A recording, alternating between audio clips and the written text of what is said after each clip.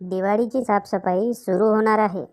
घरात कान करून एखादी वस्तू लपवली असेल तर आधीच काढून ठेवा, नाहीतर घराच्या आधी तुमचीच साफसफाई होईल.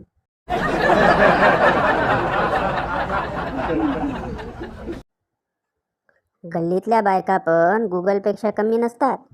त्यांना गल्लीतल्या पोरापोरींचं सगळं माहिती असतं.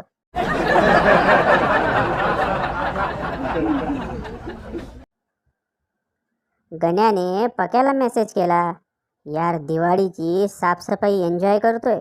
बायकोने कुठे कुठे लपवलेले जवळपास 800 रुपये सापडले आहेत.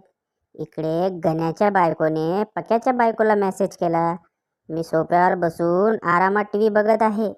ह्यांच्याच खिशातून काढून घेतलेले पैसे मुद्दामच इकडे तिकडे लपवले आहे. आता तर मला मदतीला पण बोलवत नाही ते. बायकोशी पंगा घ्यायचा नाही. दीपावलीच्या साफसफाईच्या हार्दिक शुभेच्छा.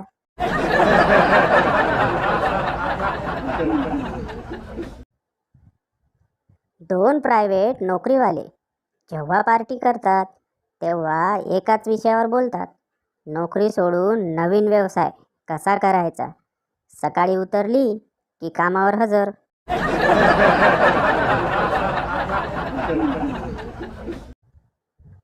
काल बायकोने चकल्या केल्या, थोड्या ड्रीप फ्राय केलेल्या वाटल्या म्हणून फक्त नवरा एवढंच बोलला की रंग जरा बदललाय. त्यावर उत्तर आलं, ट्यूबलाईट बंद करून झुंबर आणि कॉर्नर लॅम्प लावा आणि ग्रीन चटणी आणि शेजवान सॉस बरोबर खा, म्हणजे वर्षभर खातात तशाच वाटतील. दिवाळी फटाक्यांना जोरदार सुरुवात.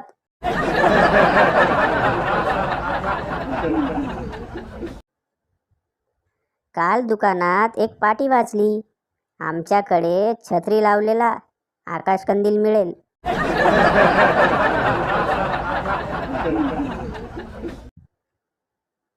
तुमची गर्लफ्रेंड तुम्हाला चांगले चांगले मेसेज करते, हे बघून तुम्ही खुश होऊ नका. तिला कोणी पाठवले त्याचा तपास करा. नारायण नारायण.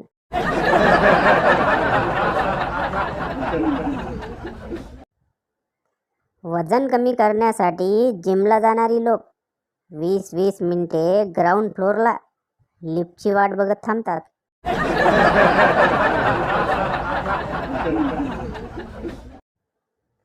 रील बनवून बनवून काही लोकांची लग्न झाली. फेसबुकवाल्यांना अजून पण प्रश्न आहे, हा मुलगा आहे की मुलगी.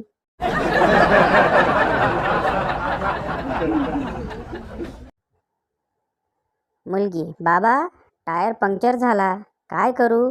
बाबा, नवऱ्याला फोन कर. मुलगी, तो फोन उचलत नाही. बाबा, तुझ्याकडे स्टेपनी आहे का. मुलगी, हो, पण तो पण उचलत नाही.